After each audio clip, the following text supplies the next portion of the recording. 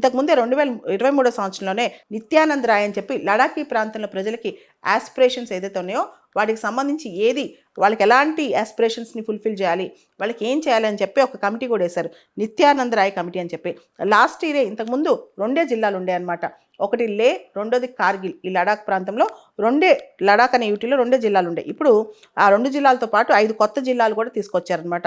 Zanskar, Dras, Sam, Nubra, Changthang అని చెప్పి 5 కొత్త జిల్లాలు కూడా తీసుకొచ్చారనమాట.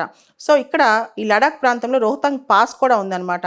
సో మనం చూస్తే ఈ ప్రాంతంలో ప్రజలకి వాళ్ళకి ఇప్పుడు భయం చాలా ఎక్కువ. మాస్ టూరిజం వచ్చినా, ఇన్ఫ్రాస్ట్రక్చర్ ప్రాజెక్ట్స్ వచ్చినా, ఏదొచ్చినా సరే మా పర్మిషన్ కావాలి అని చెప్పి వాళ్ళు 6th షెడ్యూల్ స్టేటస్ అడుగుతున్నారు.